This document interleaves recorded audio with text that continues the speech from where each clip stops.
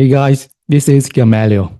If you're trying to operate at your highest level as an employee, an entrepreneur, a father, a husband, but you feel like porn urges are pulling your mind off track, stealing your focus, your time, your energy, clouding your thinking, and leaving you stuck with regret and shame because you're not living true to your real values. This training is for you because today I'm gonna walk you through four parts that are gonna shift everything you thought you knew about this. The first one is we're gonna start with the perspective work. I'm gonna show you why calling it porn addiction keep you stuck, why almost everything you've been told about quitting sets you up for failure, and why addiction based methods like using filters, going to confessionals, joining accountability groups, trying to white knuckle it with willpower, telling yourself just stop, counting clean days, distracting yourself with the dream music or reading, and even linking porn to something painful like cheating, evil, sin, or failure. So those methods never bring real, lasting results. They might feel good for a few days. They might even give you a little hope at first, but they don't create sustainable freedom. And I show you exactly why in this video. Second, we're gonna dive into urge work. You're gonna learn why your urges feel so overwhelmed and how you can completely change your nervous system's response to them, not fighting urges, not distracting yourself, actually rewiring the craving at the root. So urges stop controlling your mind, your time, and your energy. Third, we're gonna get into thought work. You're gonna see how the real battle isn't just with porn, it's with a hidden thought feeling urge cycle running inside you under the surface. And once you can see it clearly, you can break it, not by forcing yourself harder, but by changing the way you experience urges at the source. And fourth, I'm gonna show you your porn use plan. You see exactly how porn can only serve two specific purposes. Only two, right? Everything else, every other use, every other moment you turn to it, it's just drama. Drama that shows up as mental noise, emotional overthinking, urges you cannot control, shame that builds pressure, confusion, distress, mental fog. Drama that keeps feeding the cycle of problematic porn use. If you don't know how to use it for the right purpose, you will stay trapped in that drama without even realize it. And in this part, I'm going to show you the real purpose and how to break out the drama for good. Okay. So before we keep going, just a quick announcement. If you have ever asked yourself, what should I actually do when a strong urge hits? I created a free resource. You can grab it right now. It's called the 10-minute urge processing drill. And here's exactly what you get: a PDF worksheet you can print or use on your phone. A 10-minute video training guide that shows you exactly how to process an urge step by step. This is not about resisting, distracting yourself, or battling thoughts. It teaches you how to work with the urge at the body level. Retrain your brain and start dissolving the compulsive loop at the root. This is one of the most important skills based on neuroscience that can help you overcome porn by changing the way your brain responds to urges in real time. And you will walk away knowing exactly how to stay calm, stay grounded, and stay in control, even when a strong urge hits. If you want it, just DM me on Instagram and I will send it to you personally. You can find my Instagram handle in the description. I'm offering it right now because I want you to apply it today and experience what it feels like to move through a strong urge without being overwhelmed, without relying on willpower, and without losing control. So DM me urge on Instagram now and I'll get it to you. All right, so let's jump in. The first thing we need to do is clear up one of the biggest misunderstandings that keeps people stuck because there's a phrase that's been used so much. It's basically automatic now. Phrases like I'm addicted to porn, or he has porn addiction, or this is ruining my life. It must be an addiction. You hear it everywhere in self help videos, in coaching programs, even from well meaning professionals. But here's the problem: porn addiction is not a real clinical diagnosis. It's not officially recognized anywhere, not in DSM 5, not in the ICD 11, not in any medical classification system. And if it's not an addiction, then what are you actually doing with it? Here's what science actually diagnoses. The World Health Organization does recognize that some people seriously struggle with extreme, out of control sexual behaviors, including porn use. But they don't call it addiction. They call it something else. They call it compulsive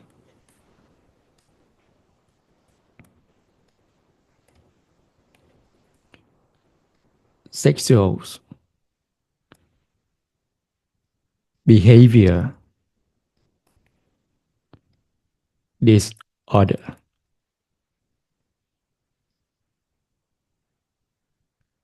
So this is according to WHO, or we can call it CSBD for short.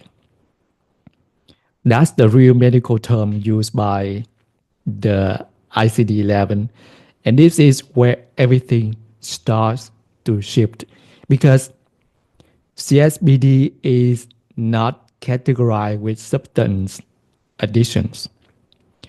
It's not listed next to gambling or alcohol or opioid use. It's grouped under impulse control disorders, the same category as things like kleptomania or compulsive hair pulling. And that's not some random decision. It's based on how the brain works in these cases. CSBD shows up when you experience things like feeling a loss of control over your sexual urges or behaviors, engaging in the behavior more than you intended, trying over and over to cut back, but failing, feeling regret and shame, but still repeating the pattern. These patterns are real. They cause real suffering, but they're not signs of addiction the way we define addiction clinically. They are signs of a problem with impulse regulation, not a chemical dependency. And that distinction matters a lot because real addiction, when you look at the DSM-5 or ICD-11, means something very specific. It involves four key things.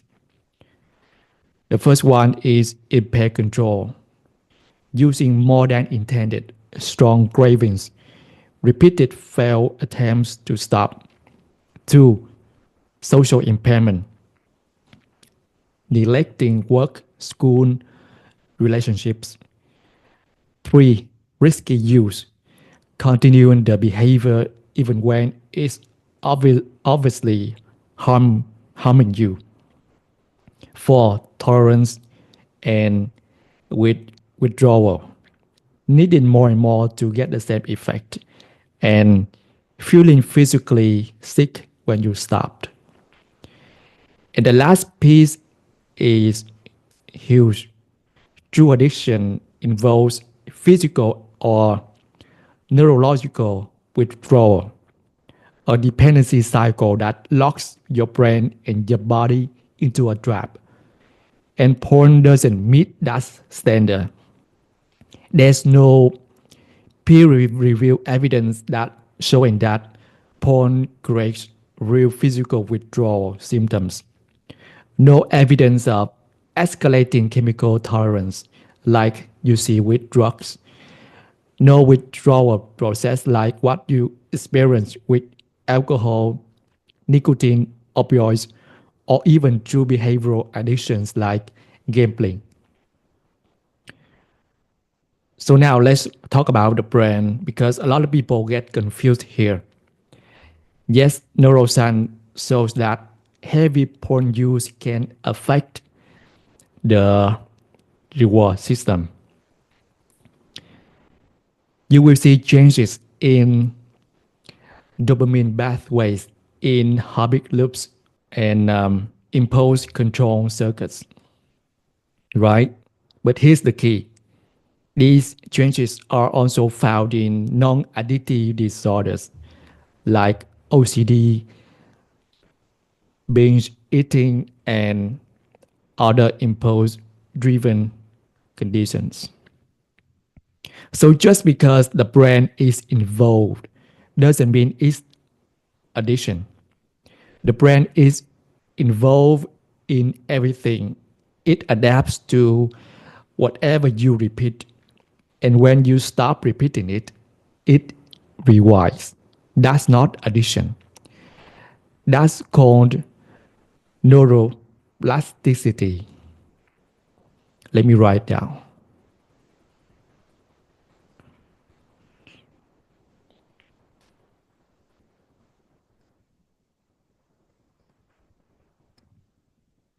And this is why you need to quit porn, not because it's something evil, shameful, morally bad thing, not because you should panic over fake research claims, but because of real reasons that actually matter to your life.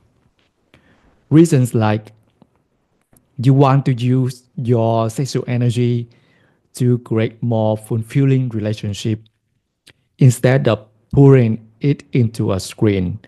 You want to stop using porn as an escape and start facing what actually needs to be faced. You want to be more in control of your life. You want to build real emotional and mental health, not just batch up the symptoms. You want to create a life you accept, upset with, a life you actually love waking up to every day, and porn use is standing in the way of that. And the truth is, the more you see porn as neutral, the easier it is to quit. Quitting porn isn't about fighting evil. It's a vehicle that teaches you life changing skills like emotional regulation, changing limiting beliefs, healing shame, and create real well being from the inside out. So now you might wonder if that's true, why does everybody call it porn addiction everywhere? And the answer is actually simple. It's because the first reason is marketing, right? Addiction is a powerful word. It sounds dramatic, it sounds urgent, it sells programs, it grabs attention. And if you're struggling, it can feel really good to finally have a name for what you're going through. And there's another reason. The word addiction feels more relatable, right? If I say problematic porn use, you might not even know what that means the first time you hear it. But when I say porn addiction, you immediately connect it with to your behavior. Even though it's not technically an addiction, you can recognize the feeling behind. That's why sometimes you might even hear me say addiction in some videos or even in this video because it helps you relate at first. But my real job here is to help you correct that misunderstanding, to show you what's actually going on underneath the behavior. The true term for what you're facing is problematic porn use, not addiction. And we have to work with the right model if we want to actually solve it. Because when you call something an addiction, when it isn't, you create more shame. You you oversimplify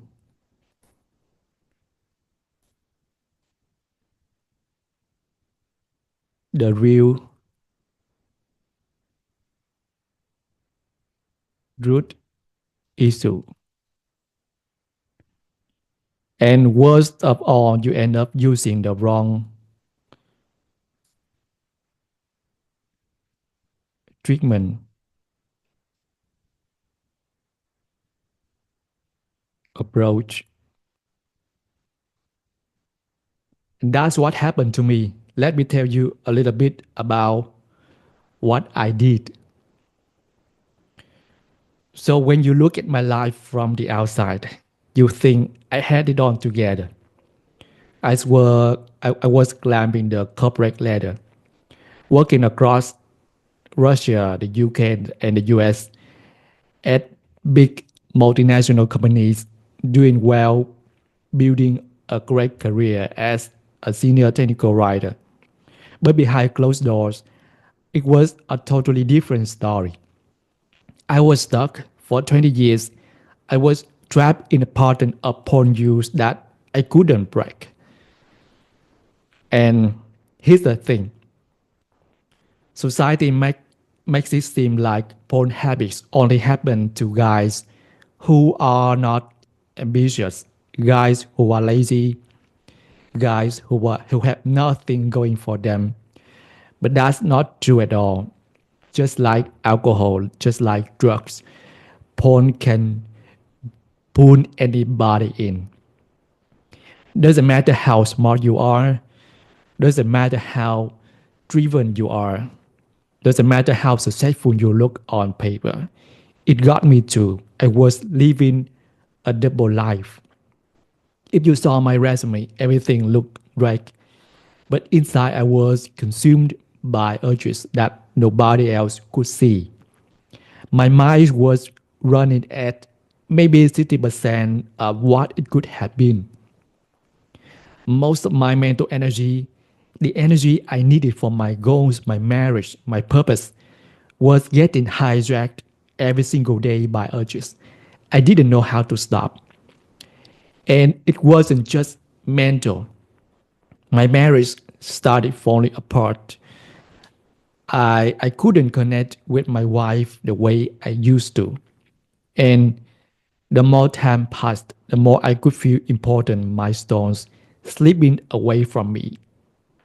Big dreams that kept getting delayed because my mind was stuck somewhere else. And it wasn't because I didn't care. It wasn't because I wasn't motivated. I had every reason in the world to change. But when the moment came, when the urge hit, it was like none of those reasons even mattered.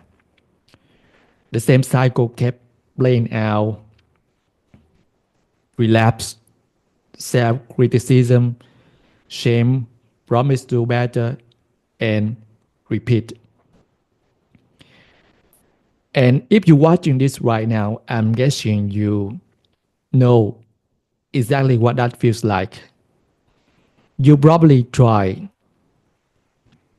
everything too, right? You deleted the apps, you put up the blockers, you counted the streaks, you read all the books, you try changing your diet, your supplements, you stack new habits, you try linking porn to pain, telling yourself it's wrong, it's evil, it's going to ruin your future. You scare yourself with reasons like, if I don't quit, I never be a father. If I don't stop, I stay broke and lonely forever. If this keeps going, my wife's gonna leave me. You tell yourself things like, it's not even enjoyable anymore. I hate the way I feel when I watch it. Then you set huge goals. You reach out for accountability. You try fixing the root cause. You try dodging the urges. You go outside, hitting the gym, right? Grinding on your business, cooking, trying to shift your dopamine somewhere else, or you can say dopamine transfer. You journal, you quit Netflix, you fast, you detox, pray, make promises to yourself that this time will be the last time. But somehow the urge keeps coming back. Not just when you're tired, not just when you're stressed or feeling alone. Sometimes it hits when life is good, when things feel exciting, new, unfamiliar, when the emotions are running high, even if they're good emotions. And that's where it gets confusing because it doesn't make logical sense. It doesn't follow a clean pattern like you think it should. And that's exactly why so many people stay stuck until they understand what's really going on underneath. All right, so like I said, you're not dealing with addiction. You're dealing with CSBD or compulsive sexual behavior disorder, a disorder of impulse control, not chemical dependency. And that changes everything because when you use addiction based model, right?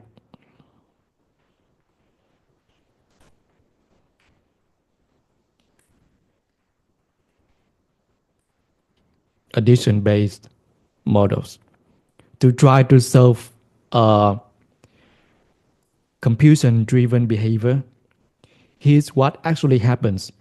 You fall into the same traps over and over. Most of the popular strategies out there falling into one of six failure patterns. Let's work through them. The first one is suppression tactics. This is where you try to resist the urges, avoid the urges, fight the urges. Things like using willpower, taking cold showers, doing dopamine detoxes, quitting cold turkey, joining nofap, even mindfulness or meditation if you're using it just to escape the feeling instead of process it. And yes, sometimes it works for a little while, but none of these actually teach your brain how to process the emotional urge underneath. They just reinforce the idea that urges are dangerous, urges are bad, urges need to be fought. And when you live in that mindset, the pressure builds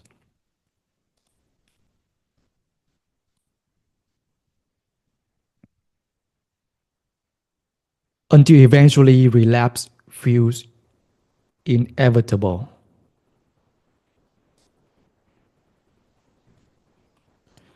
So that's why real change cannot rely on willpower.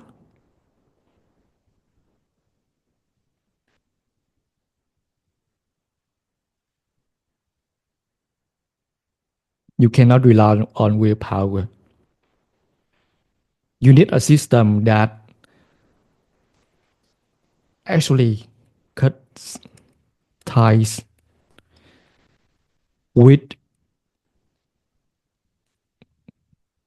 the emotional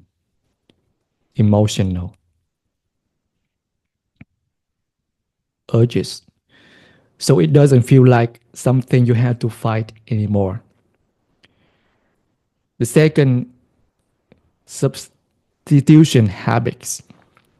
This is where you replace porn with healthy activities, right?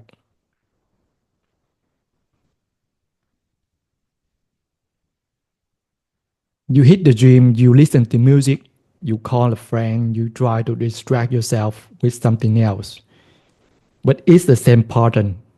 Discomfort shows up and you run from it. You're not learning to move through the emotion. You're just trying to escape it with a different outlet, but the pattern stays. That's why you need a system that teaches you how to actually experience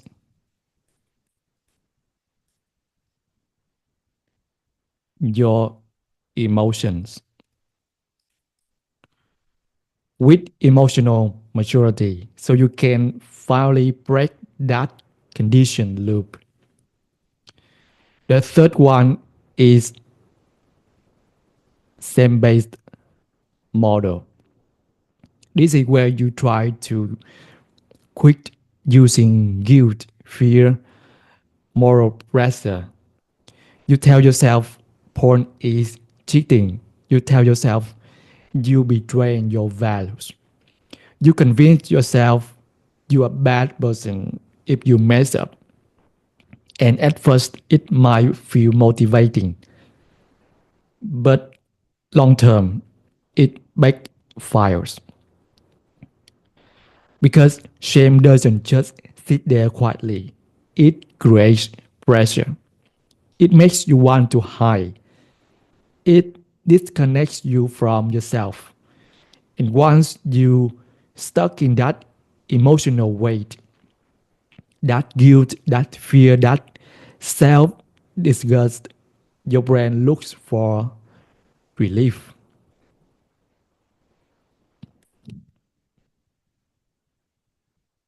right? And where does it turn?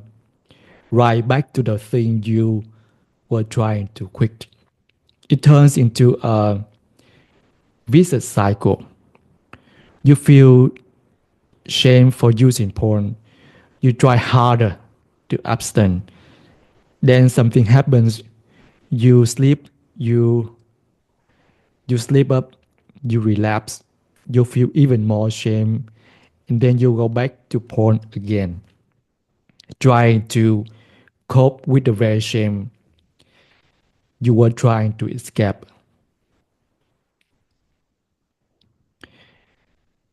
And round it goes, building more pressure every time.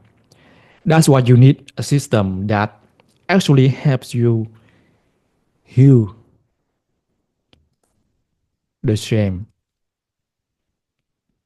So quitting feels clear, doable, and freeing.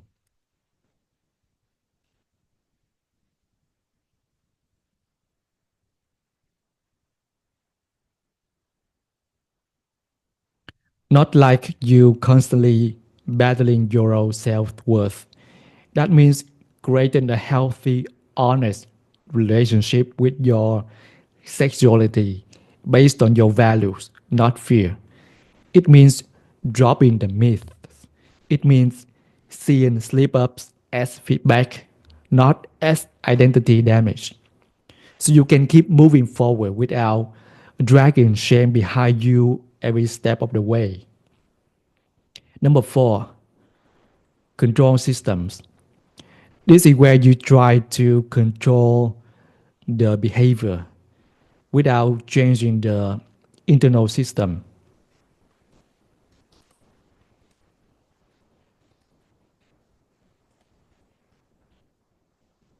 You install app blockers, you set filters, you track streaks, you count clean days, you join accountability groups, and sure it can reduce access for a little while. But it doesn't change what's happening inside your brain. The moment a real trigger hits, the confusion comes roaring back. So you need a system that retrains the craving response at the source. So triggers don't automatically lead to relapse anymore, even when you're alone. You need a plan that teaches you how to make decisions ahead of time so you're not reacting when the urge shows up. Fifth, insight without reporting. This one is sneaky. You dive deep into your childhood, you uncover on your trauma, you study your triggers inside and out, and it feels like you making progress, but knowing knowing why you act out doesn't automatically stop the act out. Insight explains the behavior, but it doesn't rewire the system. So that's why you need a system that doesn't just explain your past, but actually breaks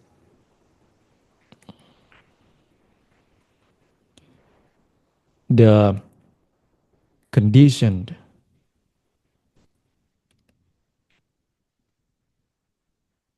emotional response between your identity, and your porn use.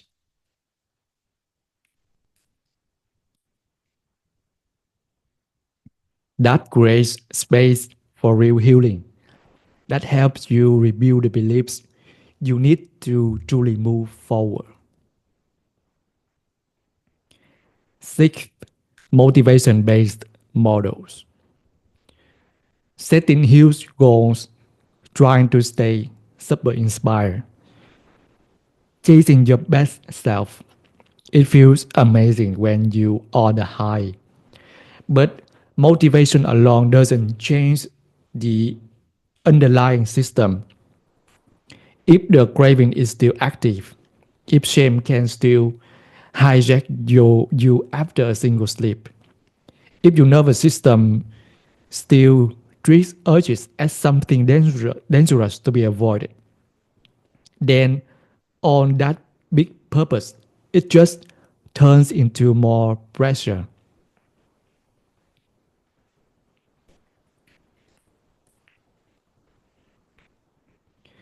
right? You're trying to live into a vision you don't even fully believe you allowed to have yet. And without the right tools, you keep falling back into the old story, even as you're trying to outrun it. So that's why you need a daily practice of processing your emotions,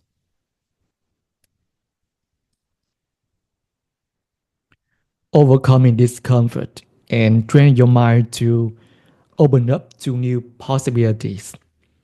So you can actually become the person who doesn't need porn anymore, not because you forced yourself, but because your identity shifted from the inside out. So on these addiction style methods, assume you fighting a chemical dependency. But that's not what's happening here. This is not about addiction. This is about a conditioned emotional loop,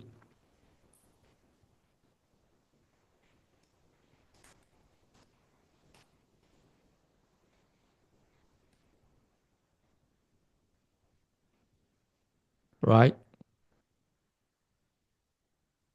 This is about a conditioned emotional loop, one built on avoidance, shame, and compulsion. And until you break the emotional pattern underneath, no filter, no strict, no God, no prayer will get to the root. So, what you actually need, you need a system that retrains your craving response at the source, heals shame and emotional repression, breaks the loop of escape and reaction, builds emotional maturity and nervous system awareness, and helps you experience urges without turning them into action. That's not addiction recovery, that's repartnering. And that's how real change happens. All right, so let's move into the next part of the training. This is where everything really starts to change. Because if you don't understand urges, you always feel like you're fighting yourself. This whole session is called urge work, and it's about moving from urge overwhelm to urge neutrality, urge overwhelm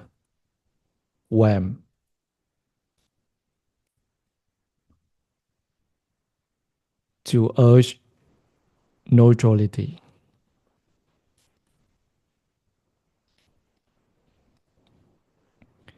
First thing you need to know, upon urge is not a conscious decision. You're not sitting there choosing to feel that craving. An urge is actually a conditioned nervous system response. It's automatic. It's wired into your body. It's something that got trained into your system over time without you even realizing it. And here's the real truth about urges. An urge is not some force taking over you. It's not an emergency.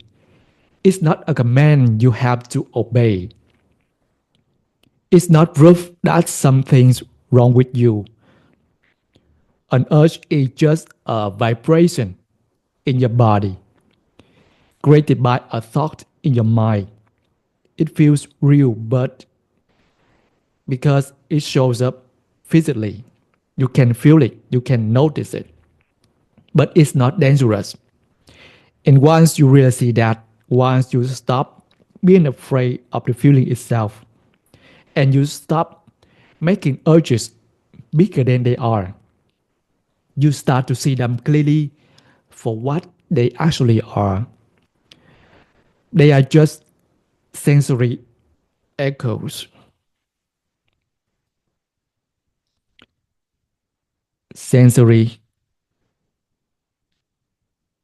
echoes from an old pattern your brain picked up along the way. Okay.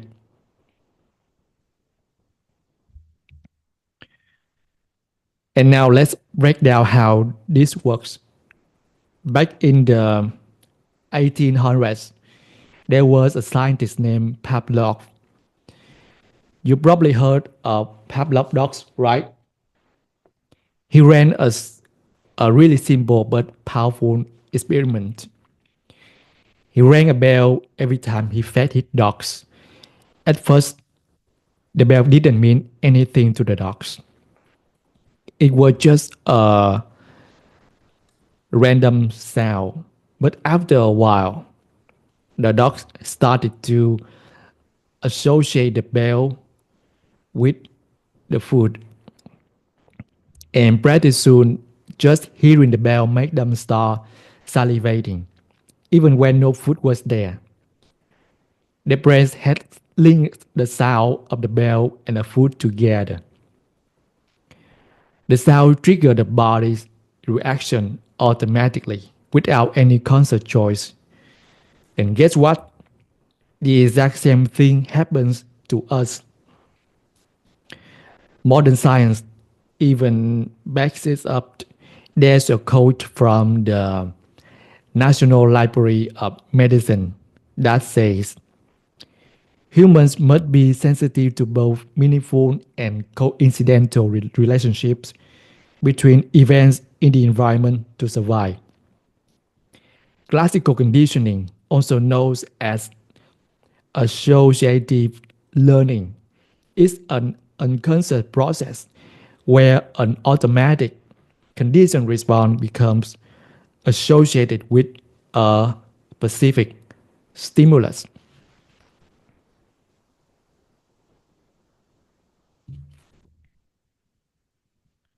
So, in simple terms, it means your brain is always trying to find patterns. And once it finds a pattern, it locks it in automatically. Now, how does this show up with porn? Here's how. At the beginning,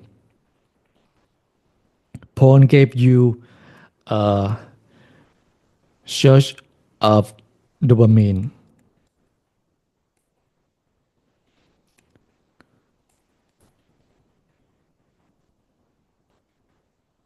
Porn gave you a surge of dopamine,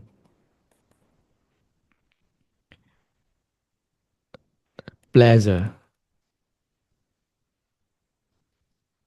relief, right? That was natural response, feeling good when you watched. But over time, your brain started connecting that relief to all kinds of emotional states like stress, boredom, loneliness, feeling overwhelmed,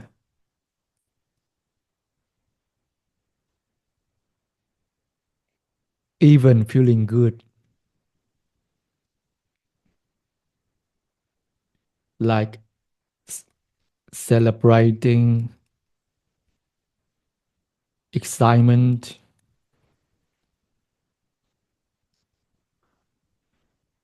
and without you even realizing it, porn, um, and without you even realizing it, your brain learn that, hey, when I feel stressed, porn fixes it. When I feel lonely, porn helps. When I'm bored, porn gives me something to do. So now, without you thinking about it, every time those emotions show up, your brain automatically fires the craving. It just running the pattern it learned. You feel stressed, porn urge fires. You feel lonely, porn urge fires. You feel bored, porn urge fires. You even feel excited. And guess what? Porn urge fires. That's not weakness.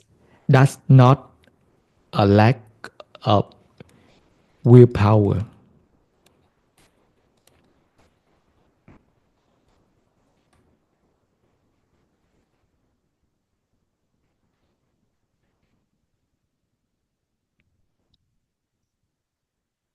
And that's not a moral value.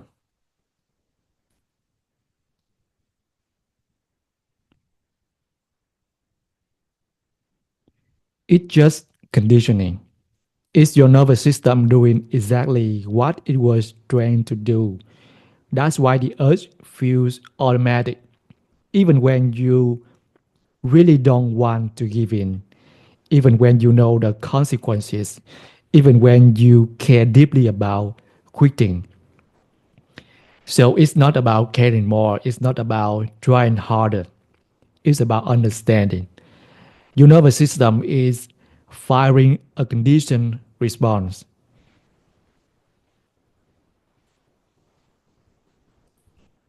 This is a conditioned response.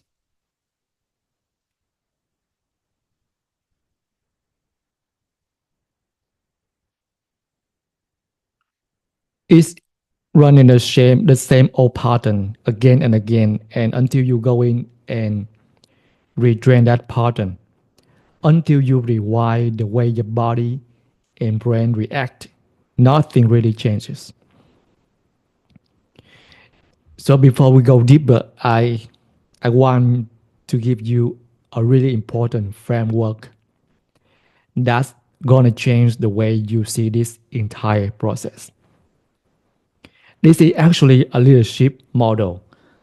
I learned it from my teacher, Brock Castillo, but it fits this journey perfectly too. It's simple but powerful.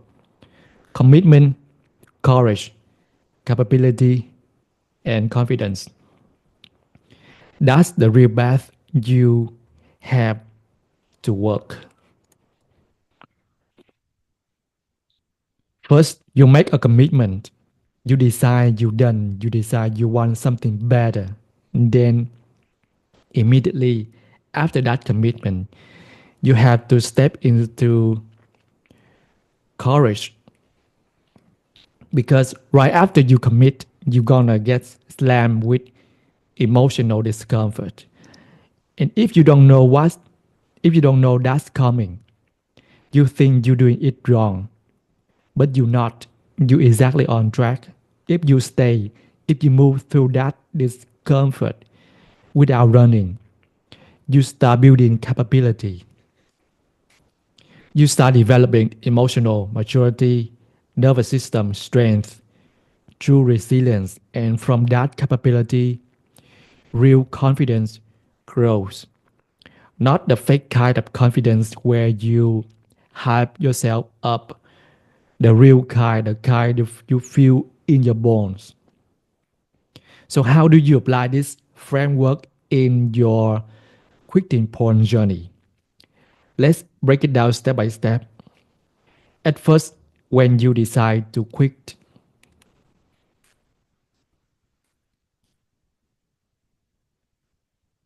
it feels motivated, it feels hopeful, you feel powerful, you find a strong reason,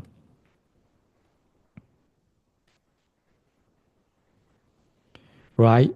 You start taking action, you buy programs, you watch trainings, you start believing again, this time it's gonna stick. That's your commitment. But after that first rush, reality hits.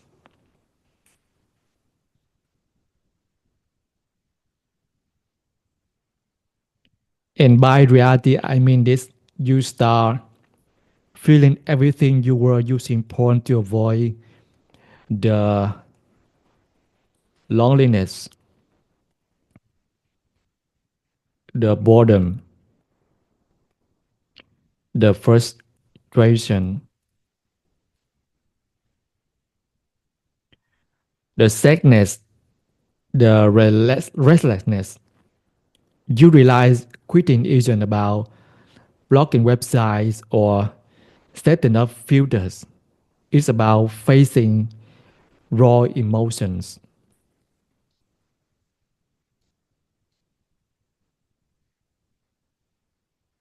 without a buffer. And that's when you step into courage. Courage is the ability to move forward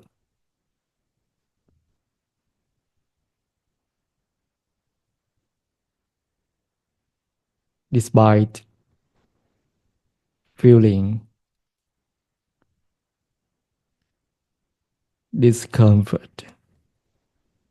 Courage is the ability to move forward despite feeling discomfort because your brain is gonna freak out. It's gonna offer you every excuse in the world, like it was a mistake, something's wrong, I'm not ready, maybe this method doesn't work, maybe I'm just not capable. You want to blame the method, you want to blame yourself, but none of that's true. What's true is you feeling discomfort.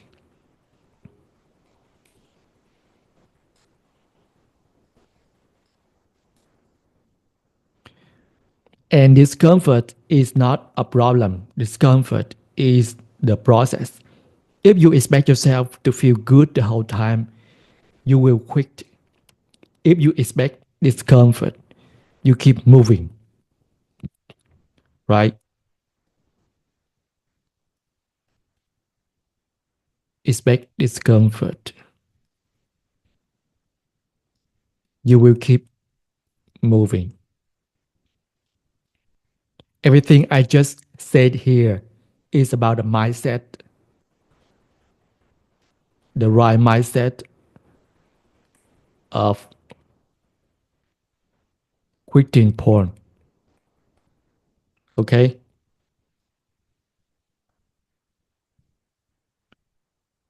So, and when you keep moving, you build capability. Now, let's go deeper into this because how you handle discomfort matters. There's two paths. The first path is resisting the discomfort. When you resist, you tighten up against the feeling. You tense your muscles, you hold your breath, you clench your jaw, you try to serve the feeling away. You using energy, you burning willpower, you exhausting yourself. So this is about willpower. You use willpower to resist the discomfort.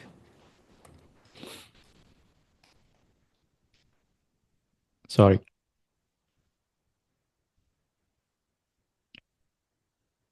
And the longer you resist, the more pressure builds until eventually it explodes. That's what happens during relapse that feel overwhelming and sudden. But it wasn't sudden, it was pressure you were building the whole time by resisting. Because when you resist an urge or a discomfort feeling, you teaching your brain that this feeling is dangerous. This feeling must be stopped. This feeling is too much. And the more dangerous you treat it, the bigger and scarier it gets. So that's resisting. Now the second path, the one that actually rewires your brain, is allowing. Allowing doesn't mean liking the feeling. It doesn't mean agreeing with it.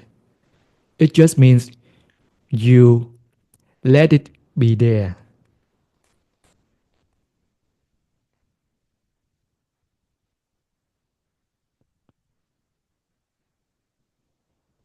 You let the urge rise. You let the sensation move through your body. You stop fighting it. You notice the tightness. You notice the burgeoning. You notice the heaviness. And you breathe through it without panic, without rush. You're not trying to make it go away. You're not trying to win. You just letting your nervous system experience it safely. When you allow an urge, you don't build pressure. You don't drain yourself. You don't make the craving stronger. You actually diffuse it. You teach your brain this is just a vibration, just an this is just energy. I can feel this without escaping. And here's the real difference. When you resist an urge, you lock yourself into battle, right? This is willpower. You full it with your energy. But when you allow an urge, you stop feeding it. You give it nothing to push against. You let it rise. You let it fall. And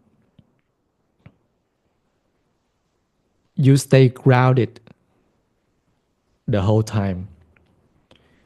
That's why resisting feels exhausting and allowing feels empowering. That's why resisting keeps you stuck and allowing moves you forward. And the goal here, the goal isn't to fight urges. The goal isn't to resist urges. The goal is to eliminate them altogether. And that's how you build your confidence. So everything I just said now is the right mindset of quitting porn, right? So this is the right framework you must go through. This is the most optimized, the shortest path to lasting freedom from porn. And that's what real freedom feels like. Real freedom doesn't mean you have to hide from temptation. This is a thing that many people misunderstand. I repeat again.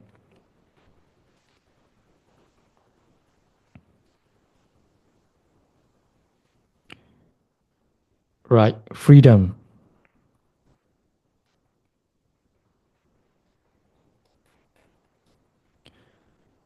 doesn't mean you have to hide. from temptation.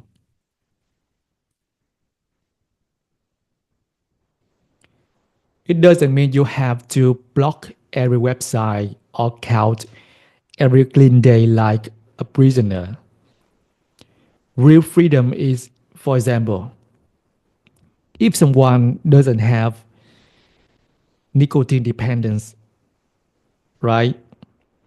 And you can put a bag of cigarettes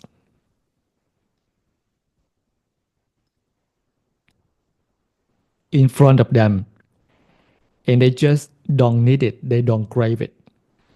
They're not sitting there fighting themselves about it. It's just neutral. It has no power over them anymore. And it's the exact same thing with porn. True freedom isn't about counting streaks. It's not about installing filters. It's not about trying to control your environment 24/7. True freedom is when you think about porn or you see it, but there's no emotional attachment left. It doesn't pull you, it doesn't call you, it doesn't feel like a battle inside your body. It just knows you don't even care about anymore. That's what we're building here. And the way you get there is by learning how to stop resisting urges, right? And start allowing them to pass you pass through you until the craving loses all its power. And that's exactly what I'm going to show you how to do next.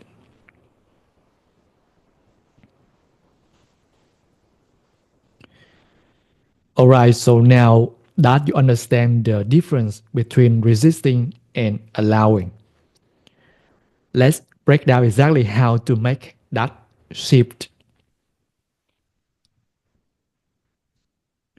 Because here's the truth, most people, when they feel an urge, right, their first instinct is to resist. They try to distract themselves.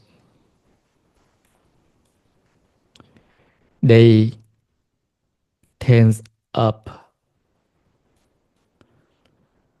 They tell themselves,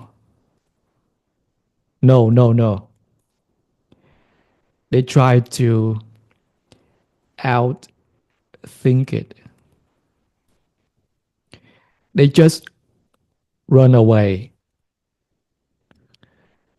Like they go outside, they get busy, do anything to not feel it. That's all resistance. And that's what resistance does. It it actually makes the earth stronger. It fuels the loop.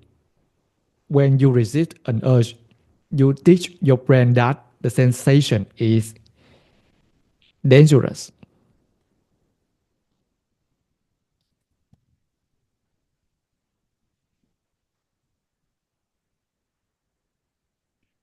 You teach yourself that it must be eliminated as fast as possible.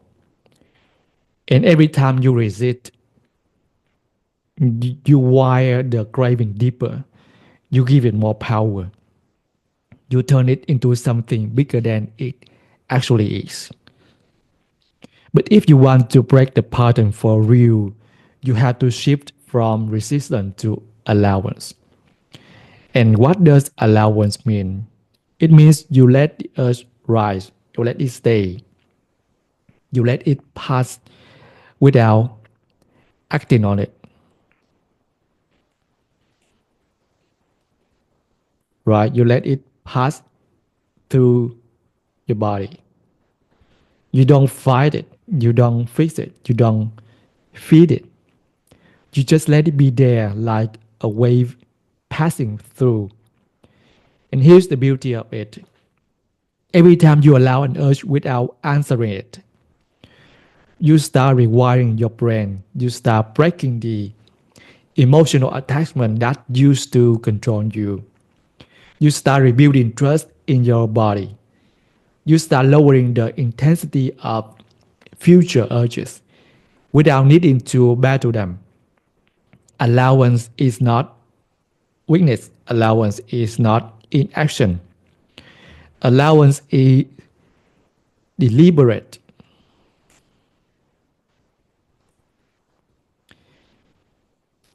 Embody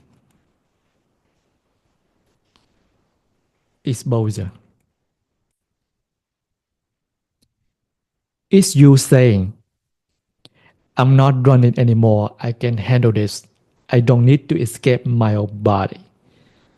And the more you practice allowing, the weaker the urges get.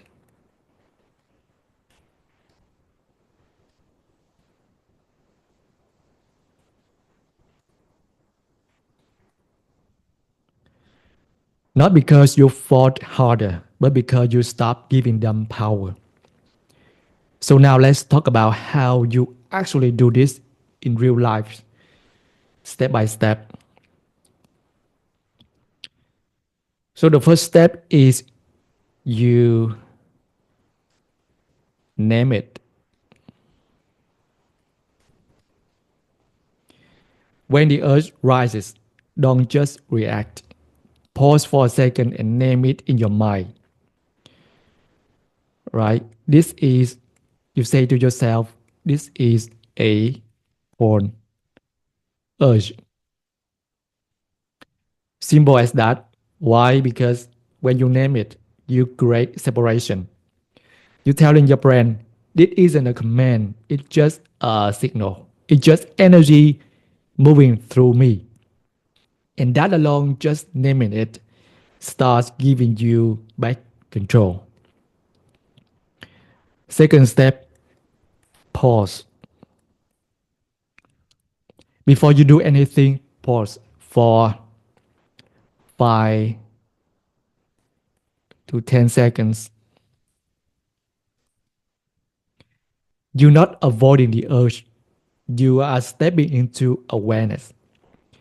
And you are reminding your brain, I'm not on autopilot anymore. I'm here, I'm awake. First step, drop into the body. Instead of staying trapped in your mind, go into your body. Ask yourself, where am I feeling this? And what does it actually feel like? And describe it. Describe it with simple sensory words, not thoughts, not stories, just feelings. For example,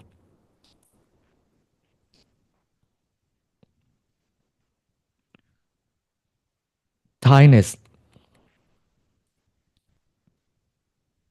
in my chest,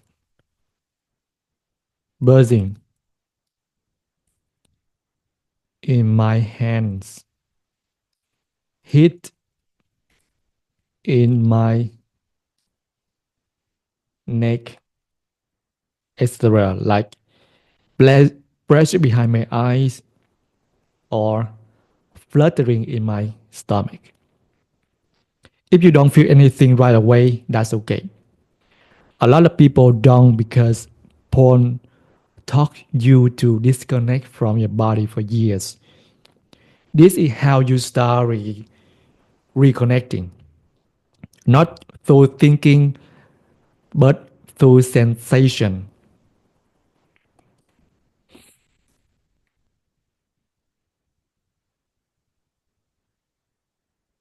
through real presence. And fourth step, breath and stay. When you locate the feeling, don't run, don't try to push it away, just breath. Breath as if the urge is allowed to stay as long as it once. No urgency,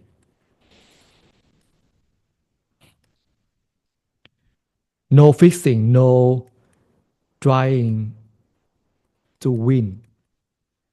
You're not surrendering to the urge. You exposing yourself to it. You showing your nervous system. This is safe. This is survivable. This is just energy. And what you notice, most urges rise, peak, right? It rise, peak, and burst in less than 2 minutes. That's it. What you've been avoiding all this time is not unbearable. It's just unfamiliar, and once you stop avoiding it, it loses its grip on you. Fifth step, let it complete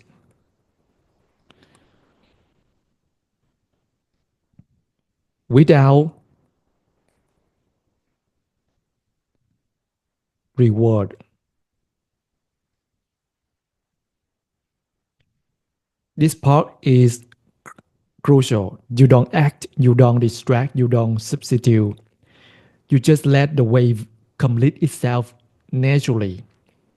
You breathe, you stay, you let it move through. And you let your brain learn. Nothing bad happened. I didn't die, I stay. I felt it. And I'm still here. That is that moment where rewiring begins.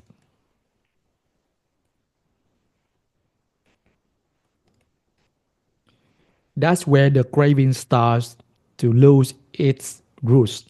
That's how you change, not by battling urges, but by teaching your brain that urges are just sensations. And you're strong enough to feel all of them, right? Okay. Now you know the steps for allowing an urge, but let's get real for a second. What should you actually expect when you start practicing this? Because I'll tell you right now, the first few times you do it, your brain is gonna panic. It's gonna start screaming at you. It doesn't work. You just sitting here doing nothing, or you're gonna feel like this forever.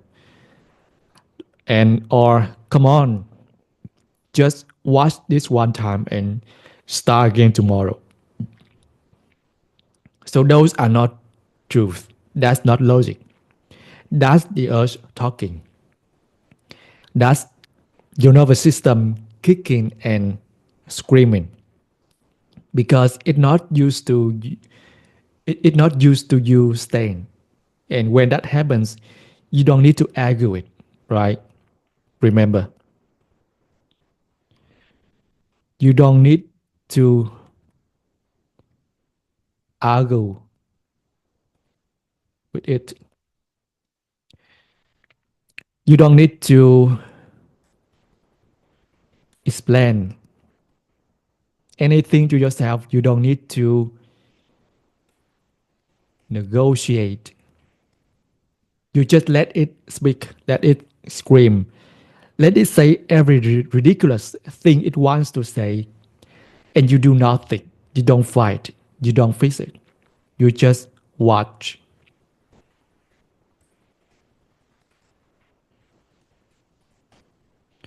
Because that's how you teach your nervous system that it's safe to feel.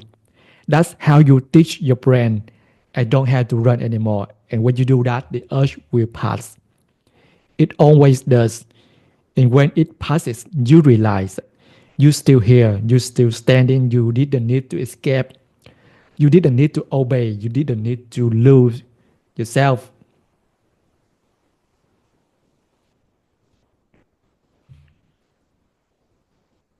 Now you might wonder, how do I know if I'm doing this right? It's simple. You are not trying to feel calm. You are not trying to make the urge go away faster. You are not trying to win anything. You are only doing one thing, letting your body experience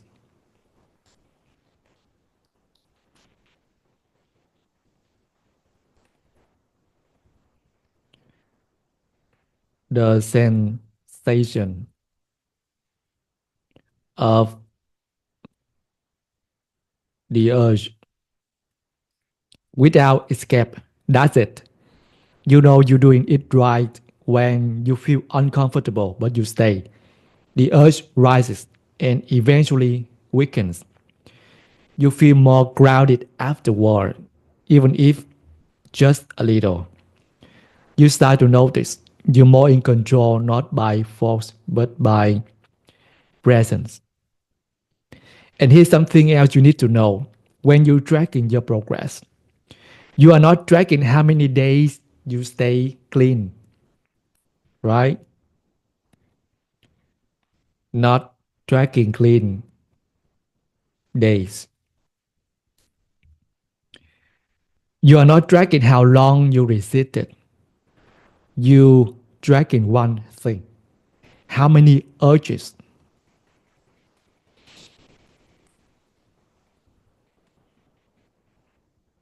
did you allow without responding?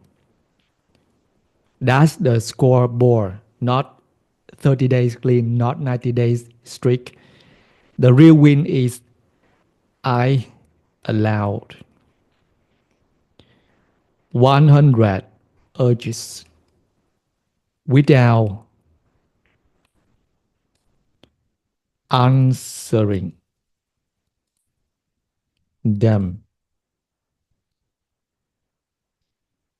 If you do that, the behavior fades naturally, not because you force yourself, but because the emotional pattern underneath lost its power. 100 unanswered urges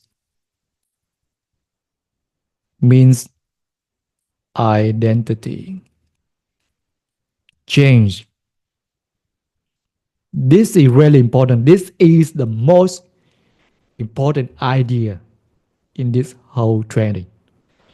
100 unanswered urges means identity change. That's not a cute slogan, that's neuroscience. That's how the rewiring actually happens.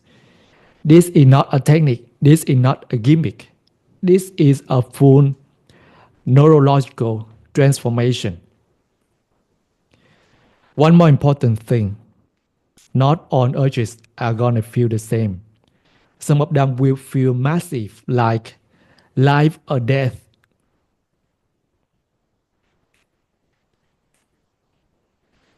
Other, other feel small, like background noise. And your brain's gonna want you to believe if it's a strong urge, I have to fight harder. But no, that's a trap. You don't fight the strong ones harder. You meet all of them the same way with attention, presence, without action. You just feel them. Even the strongest urge is still just a vibration in your body. Even the smallest urges, it still deserve attention and care. You're not managing behavior anymore. You retraining your brain. You rewiring the emotional system at the root. And finally, let's talk about what real freedom actually feels like.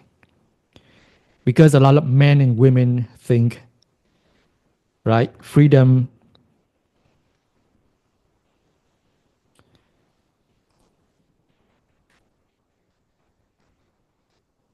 means I always feel in control. Or they can think like freedom means I never have another urge again. But that's not how this works. Real freedom is this: you're not afraid of your own urges anymore. You don't have to hide from your nervous system.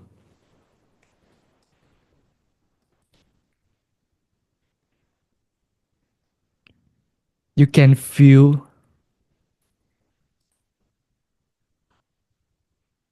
anything: discomfort, restlessness, sadness, and stay present. You can feel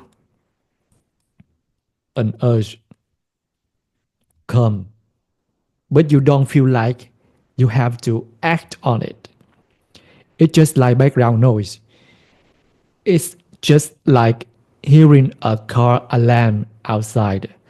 And instead of freaking out, you just let it be noise. You don't get that freedom by suppressing your desires.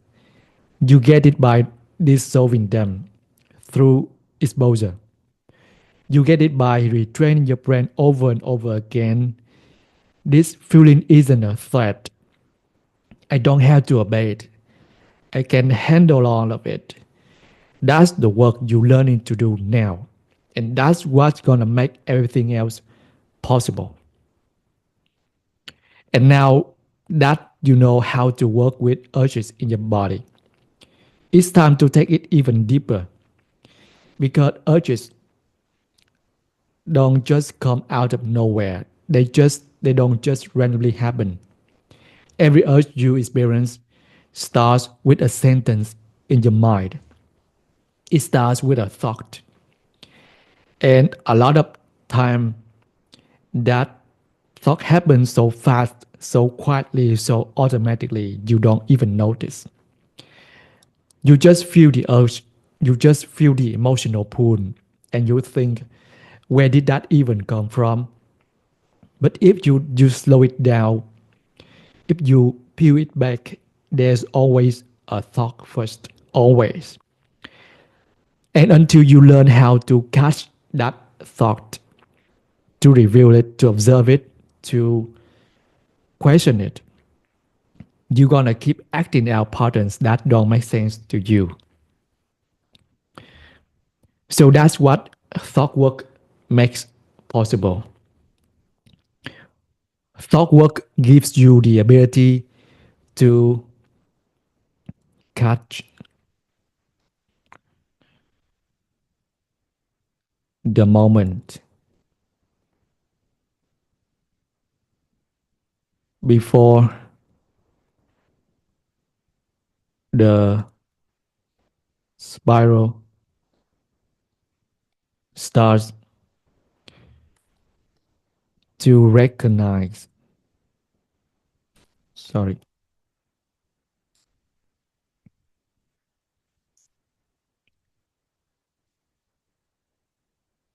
the story that's creating the urge to reclaim authorship over your emotional state. Because here's the truth: you watch because of what you feel, and what you feel comes from what you think, whether you realize it or not. Let's break this down even deeper. The reason your behavior feels irrational sometimes is because you only seen the action, you only seen the final move, you not seen the thought that came right before it. And when you miss the thought, the rest of the loop runs automatically. For example, I'll just pick this doesn't count. I already blow it. Might as well. I'm tired. It's been a long week. I deserve this. I cannot handle this feeling right now. So none of those sentences sound dangerous. None of them sound dramatic. They sound harmless, reasonable, even normal. But every single one of them is a trigger sentence, a mental cue, a little spark that lights the whole fire. And if you don't learn how to hear those thoughts when they happen, you keep falling for them. You keep believing the urge is random. You keep thinking the craving is stronger than you. When in reality, the craving starts the moment you believe a thought you didn't even see. And here's the real core model you need to understand: thought, feeling, action. It always moves in that order. First, a thought, a sentence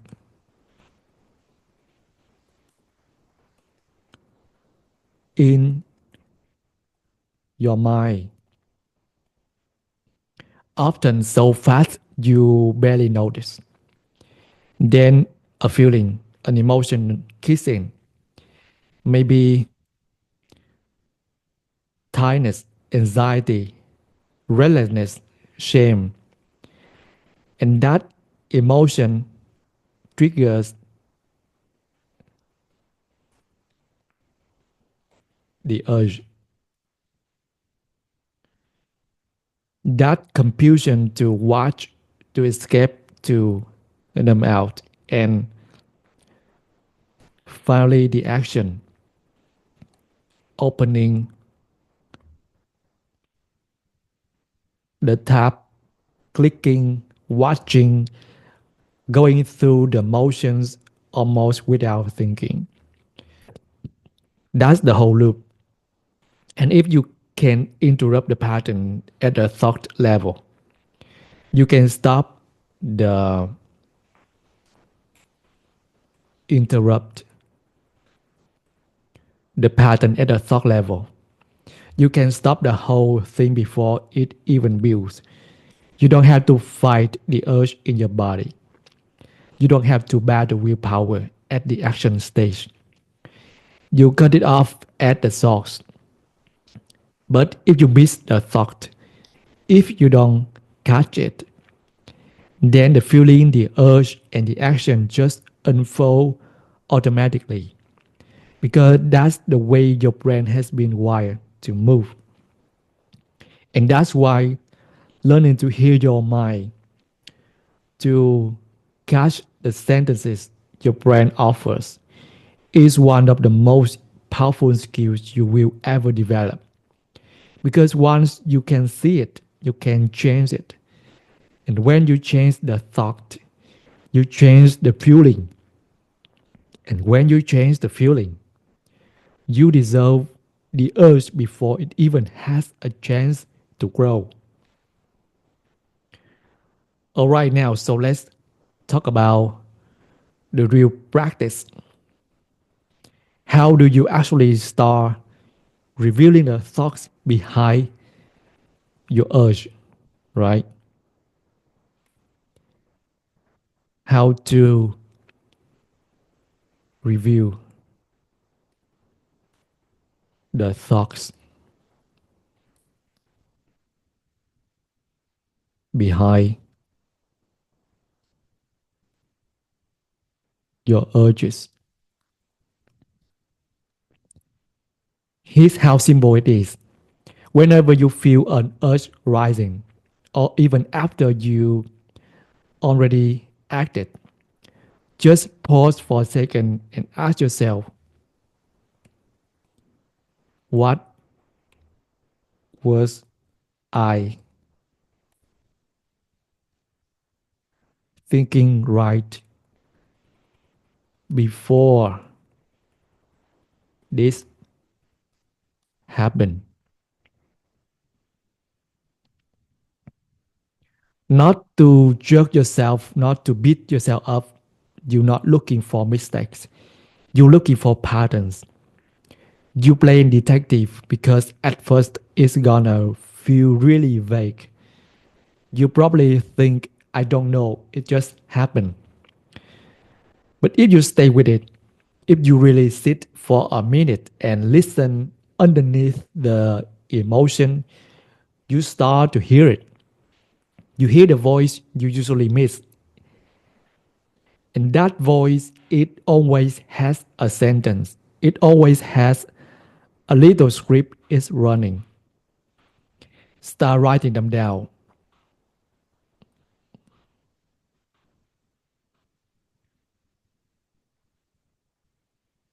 Even if they sound dumb, even if they sound obvious, even if they sound harmless. Write them down because you're gonna start seeing it's the same 3 or 4 sentences over and over again. Stuff like just this once, might as well, it doesn't matter, no one will know. It's not 1,000 different triggers. It's the same few mental scripts repeating themselves over and over until you believe them automatically. But once you see them clearly, you don't have to obey them anymore. You don't have to get tricked by them. You can start choosing something else. Now, one warning here, a big mistake people make is to instantly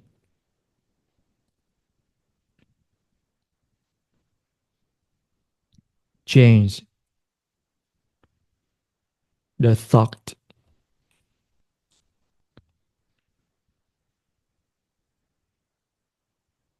The second they fight it, they think, I shouldn't think that. That's not true. Let me replace it with something better right now. But if you do that too fast, you're not doing the thought work. You're doing thought suppression, right? You're basically telling your brain, this thought is bad. I need to get rid of it immediately. And what does that do? It makes the emotion stronger. It locks the thought in even tighter. So the real work, the right sequence is this. First, notice the thought. Second, allow the emotion that thought created. Third, observe what the thought and feeling are doing together. And only then decide if you want to keep thinking it.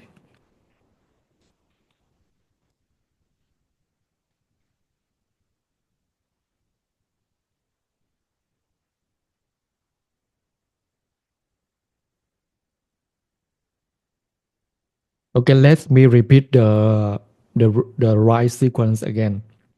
First, you notice the thought. Second, you allow the emotion that thought created.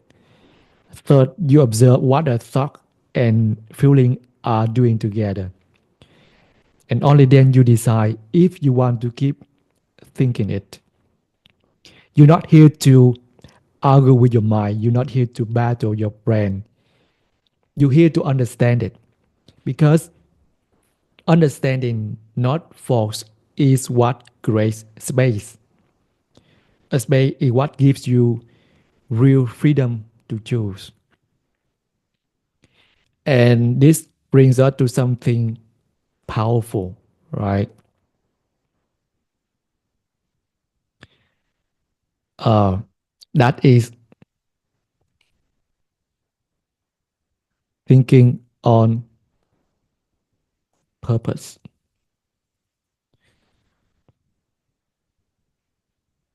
Most people don't think on purpose. They just react to whatever the brain throws at them. Thoughts show up and they believe them without question. Feelings show up and they obey them without hesitation. But you're here to change that. You're here to stop reacting to thoughts like they are facts and start seeing thoughts as tools you can choose. Thinking on purpose means you know what your patterns are. You know what emotions those thoughts create. You know what actions those emotions drive. And you start choosing thoughts that create a complete different path for your life. This isn't about positive thinking. This isn't about hype. This is about accurate awareness and conscious authorship. Conscious authorship over your mind. And the deeper skill you build in here is something we call the watcher self. Most people, when a thought pops up, they just believe it. They think, I'm not doing enough. This is too hard. Something must be wrong with me. But these aren't truths. They're just sentences. And the moment you can catch yourself and say, I'm having the thought that this is too hard, you create space, you create distance, you stop being trapped inside the thought and you start observing it. And that space, the tiny breath of distance, is where your real power lives. You are not the thinker, you are the watcher, you are the observer. And when you remember that, the thought loses its control over you. It's just noise, it's just a sentence. And you get to decide what to do next.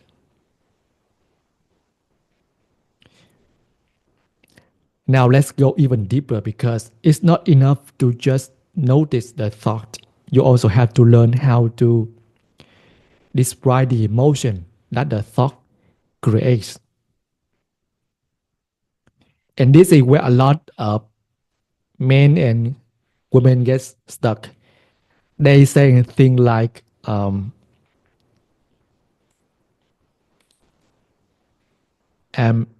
anxious, I feel shame, I feel bad. But here's the thing, that's not actually feeling. That's narrating.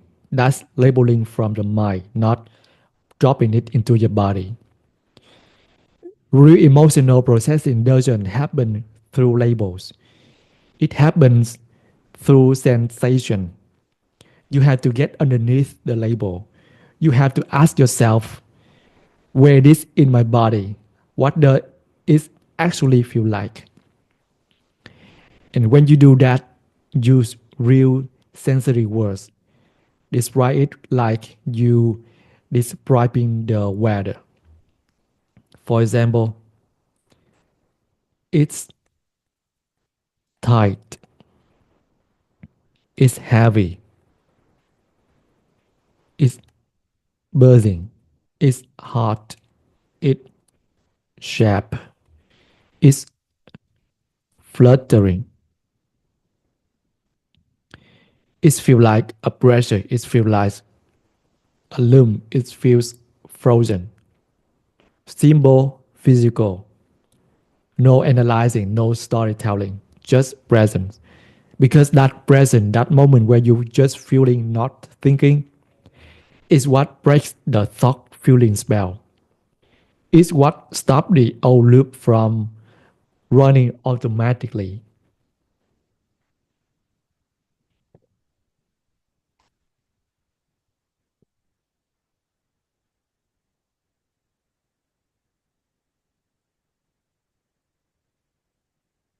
Now let's say let's walk through a real example.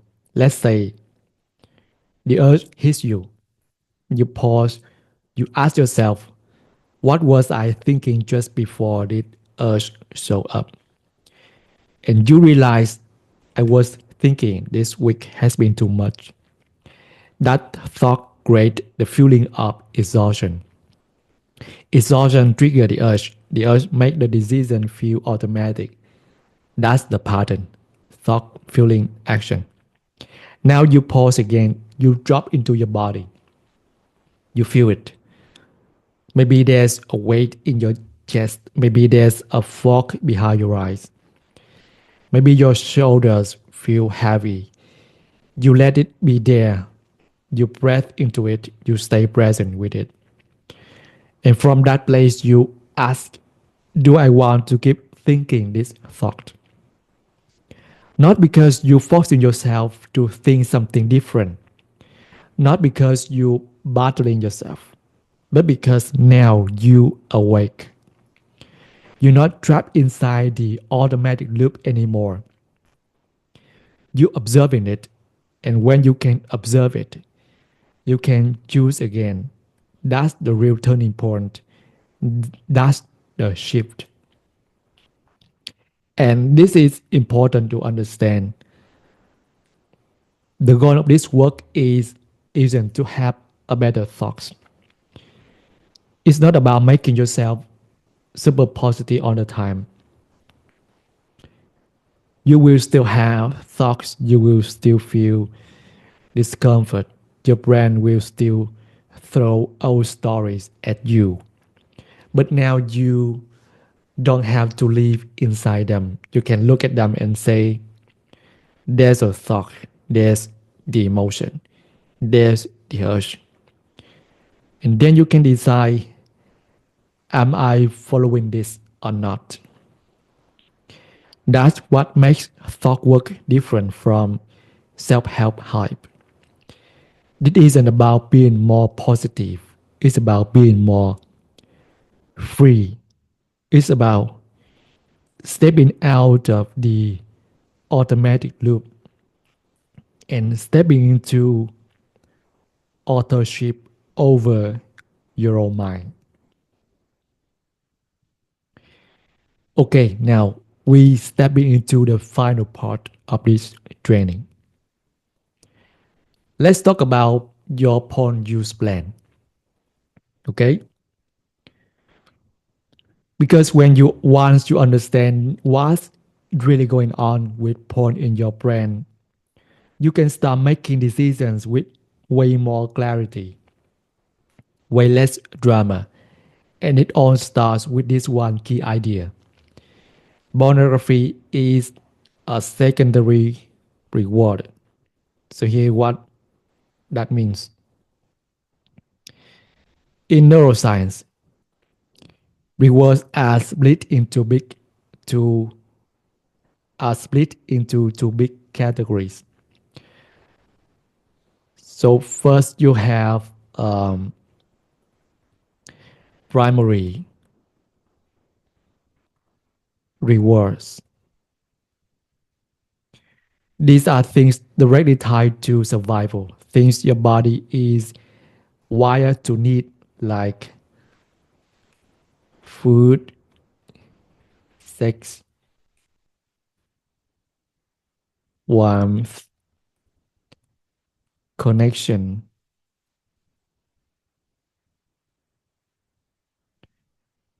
Primary rewards are baked into your biology. You don't have to be taught to want them. You are born with that drive. Then you have secondary rewards. Secondary rewards are things your brain learns to want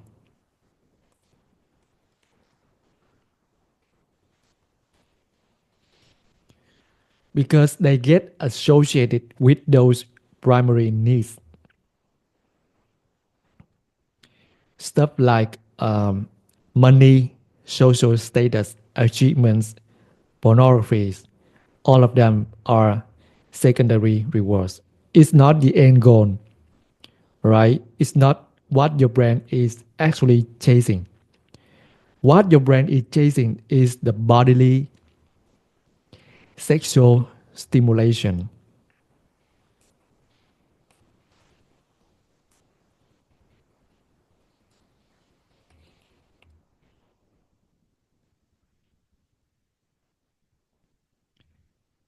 The bodily sexual stimulation that porn represents through masturbation, through fantasy, through that chemical and physical release.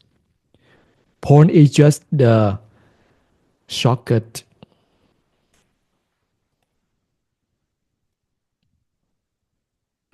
It's a weak way to activate that system, especially when the real world alternatives feel out of reach.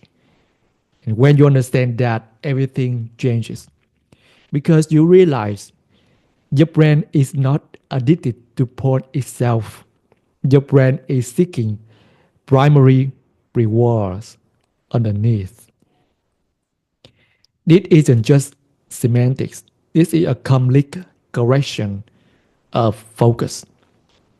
Because if you think porn itself is the problem, you're gonna waste on your energy fighting the wrong target. You fight the content, you fight the access, you fight the external thing. But the real game is in shifting the pattern underneath. It's in understanding the emotion, the drive, the state of being that's fueling the use. And that's where real change happens. And this idea is not just theory.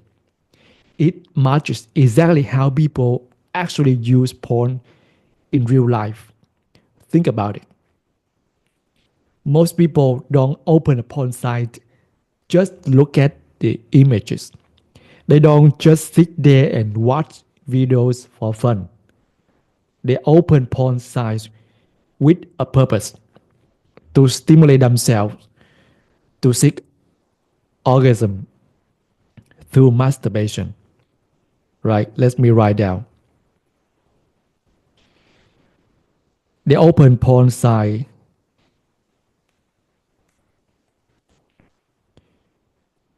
with purposes.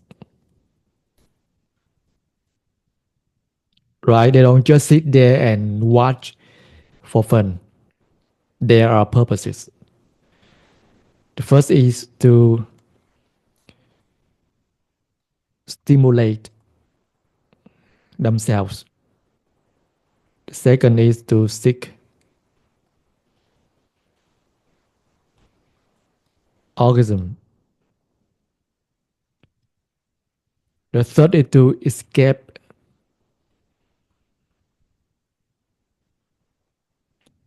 emotion, emotional tensions. The fourth is to numb out from pressure or loneliness or boredom. So porn isn't the destination, it's the vehicle, it's the shortcut to an internal state change. And this matters because it explains a lot. It explains why porn habits don't magically end when you block websites. It explains why the urge doesn't actually go away until after orgasm.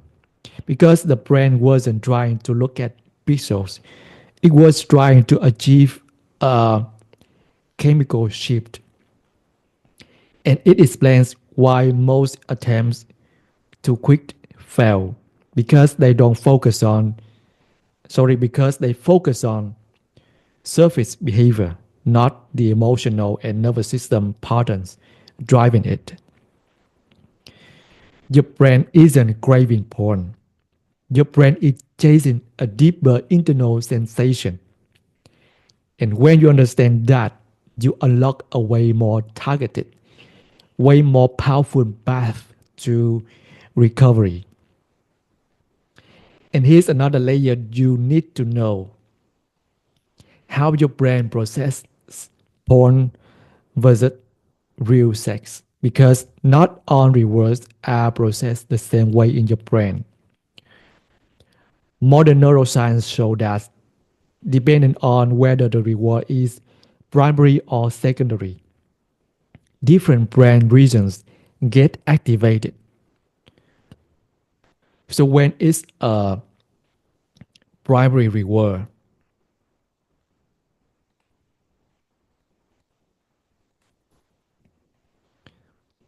like real sex or food, it lights up your survival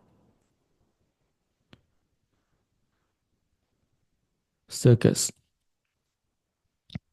Stuff like your hypothalamus, your brainstem, your nucleus accumbens. These are deep primal areas of your brain that regulate your basic drives. But when it's a secondary reward, like porn or money, your brain browses it differently.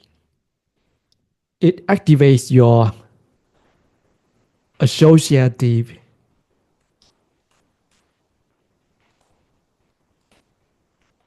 systems,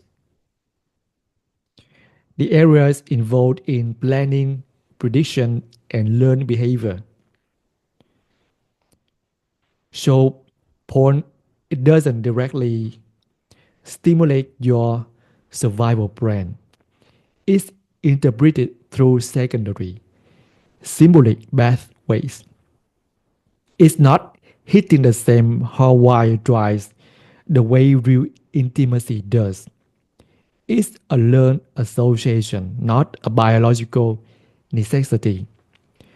And that's one of the biggest reasons why the porn addiction narrative doesn't hold up when you actually look at clinical evidence.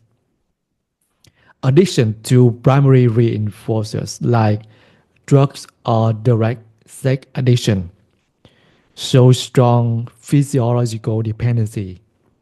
They show major withdrawal symptoms. They show powerful chemical tolerance buildup. But porn, what we see in the research is learned emotional associations, not chemical confusion.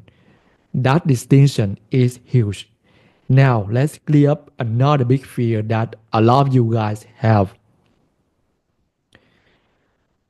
One of the most common questions I hear is, if I keep watching porn, is it gonna ruin real sex for me?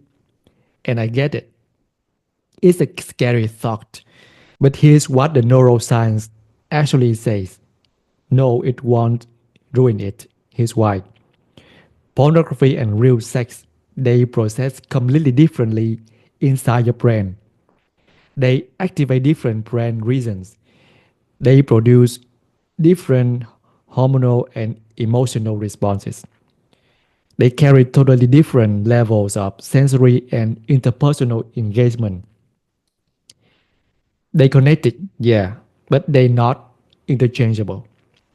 And your brain, it knows the difference, which means even if you've been relying on porn for years, even if it feels like your sexuality is being hijacked by screens, your natural capacities, your natural capacity for connection, for intimacy, for real world healthy sexuality is still there. It's not erased, it's not destroyed, it's just untrained. And anything that's untrained can be retrained. You don't need to fear permanent damage You just need to start building new patterns. And that's what this work is all about. Now, here's something else you really need to understand. When people feel pain around porn use inside a relationship, it's really tempting to blame the porn itself, to think like if only the porn was gone, everything would be fine.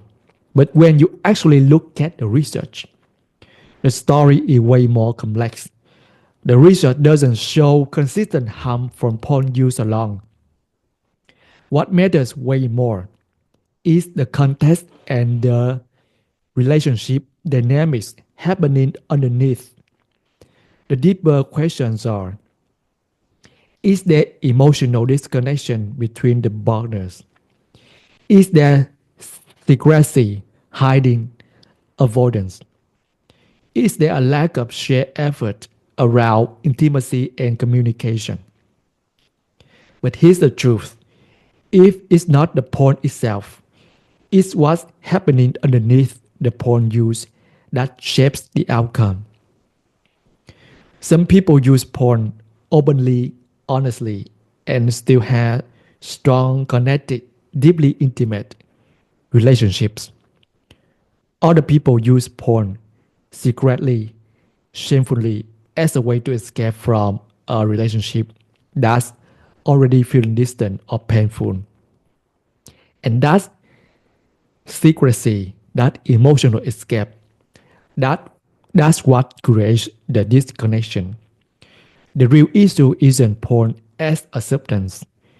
The real issue is how it's used, what is being used to avoid, and whether the relationship itself is being intentionally cultivated and cared for.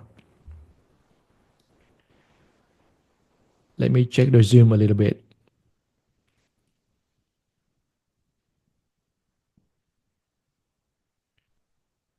Okay, good. So porn isn't the villain. Porn isn't the root cause. It's a mirror. It reflects the emotional health or the emotional gaps already happening underneath. Let me remind you again the real reasons to quit porn, the ones that actually matter to your life when you no longer operating from shame, panic, or biased research claims. Here's what really drives this journey. You want to use your sexual energy to build a more fulfilling relationship instead of pouring it into a screen. You want to stop using porn as an escape and start facing what actually needs to be faced to make your life better. You want to feel more in control of your life. You want to build real emotional health, not just batch up the symptoms. You want to create a life you upset with, a life you love waking up to every day. And right now, porn you is standing in the way of that. And here's the truth. The more you see porn as neutral, the easier it becomes to quit. Quitting porn isn't about fighting evil. It's about building life changing skills like emotional regulation, shifting limiting beliefs, healing shame, and creating real well-being from the inside out. All right, so now that you understand the real reasons why you should quit porn, not because of shame, not because of fear, but because you want a better life. Let's come back to what I said at the beginning. There are only two real reasons why you would ever constantly choose to use porn. Now we're going to talk about the first one.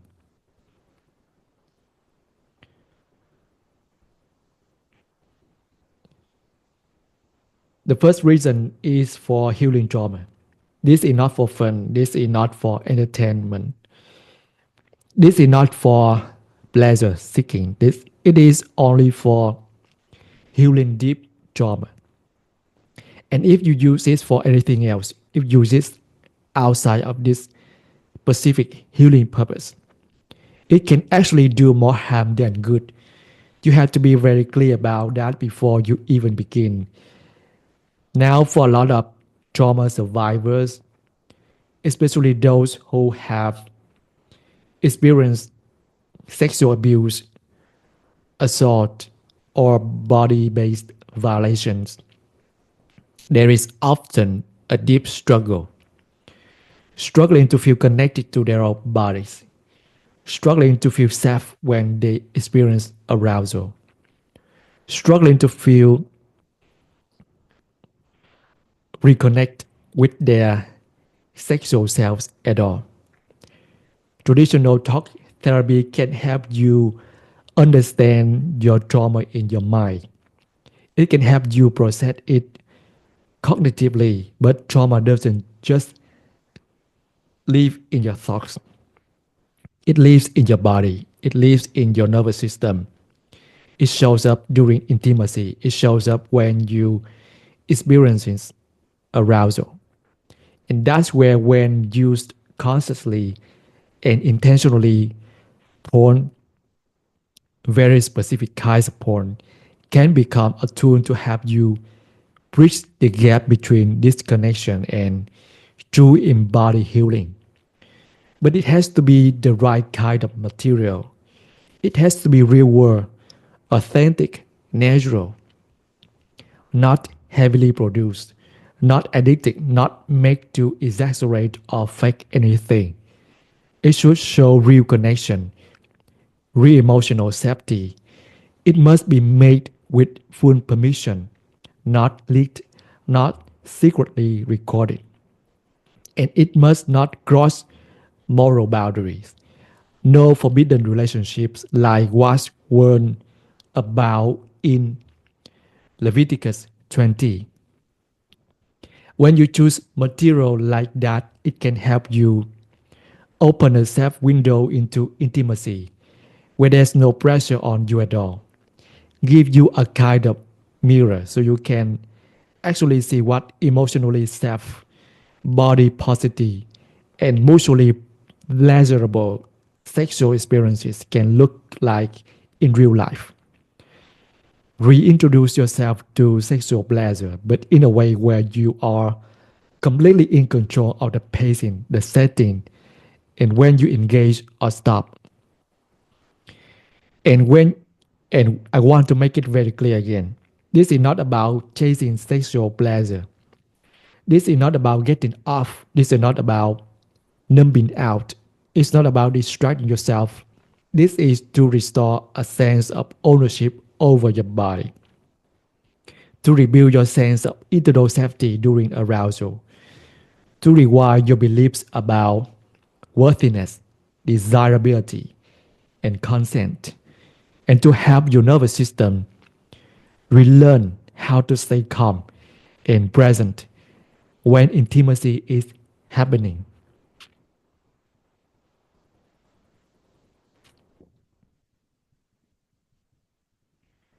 The principle you want to follow here is simple: go slow, stay safe, stay present, stay in control. Okay?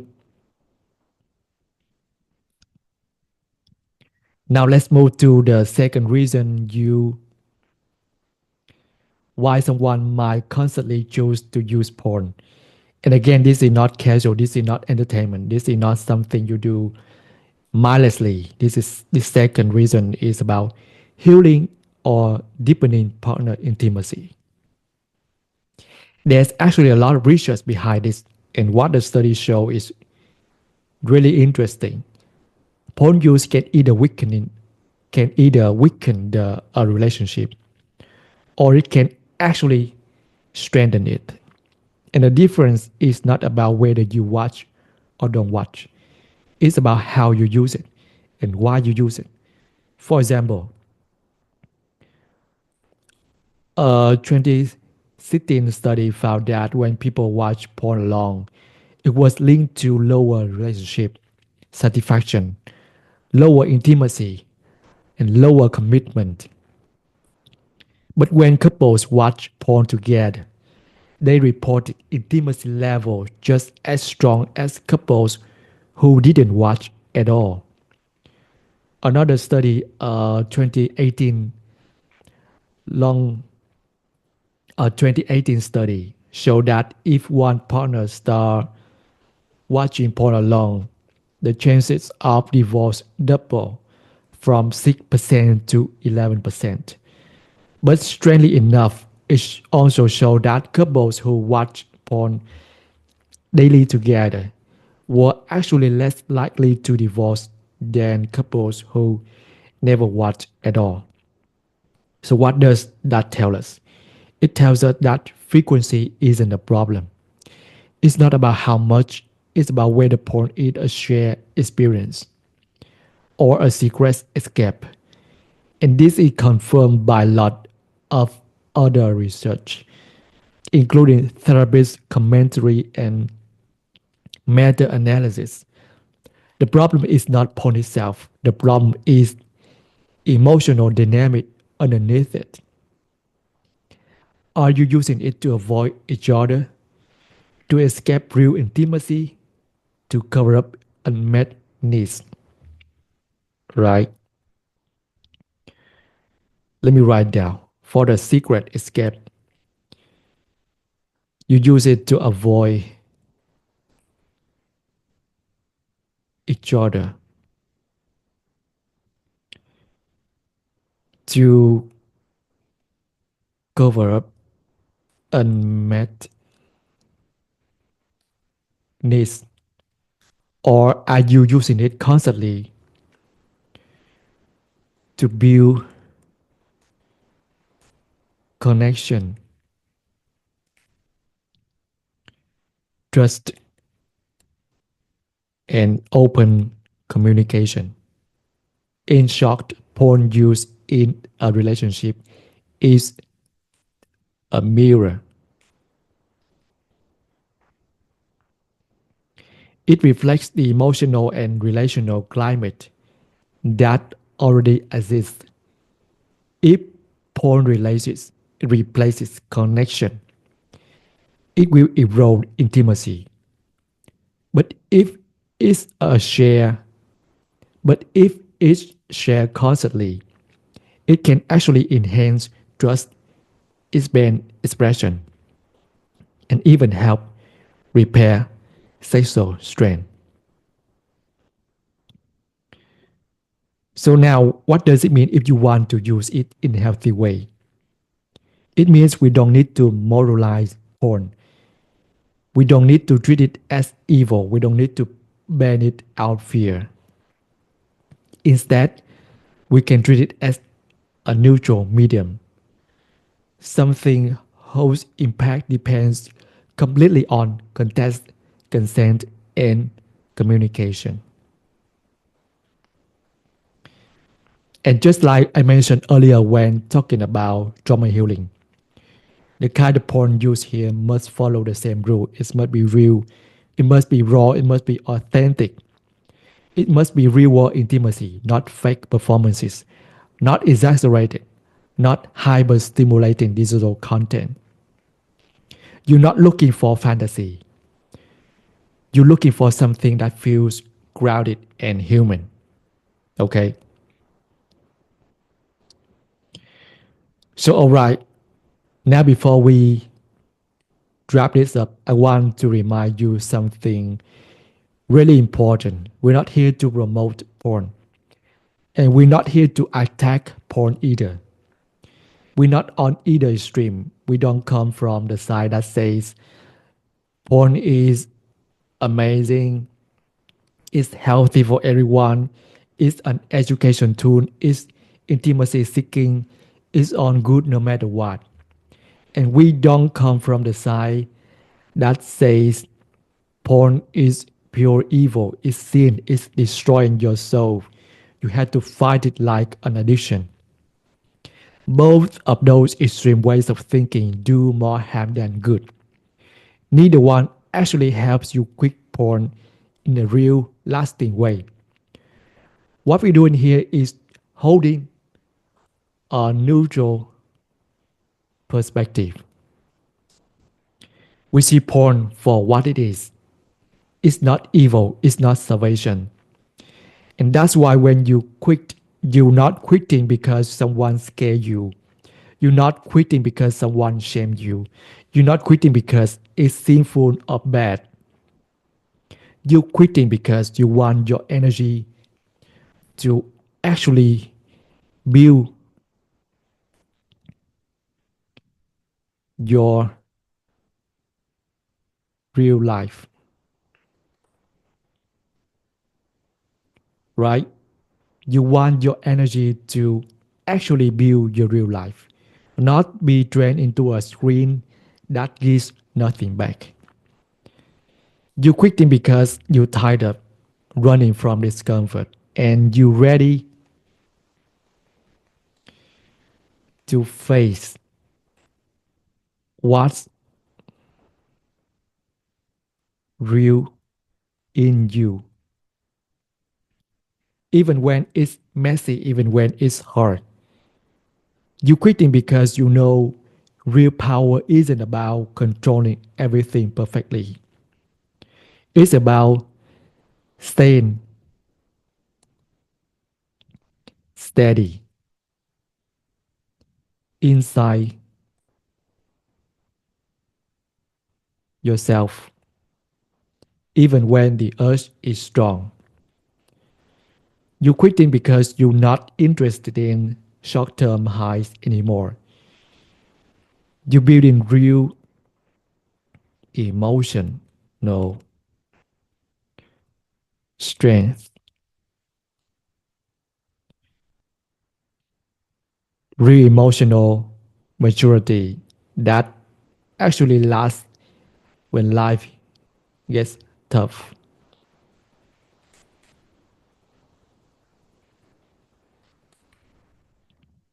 You quitting because you're serious about creating a life that's so full, so exciting.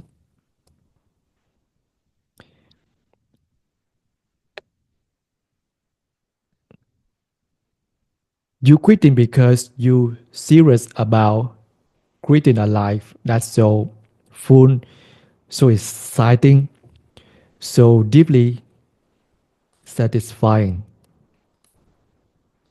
That porn doesn't even fit into the picture anymore. That's the real reason. That's the reason that's rooted in the truth, in self-respect, in the bigger life you're building, not in shame, not in fear, and not in panic.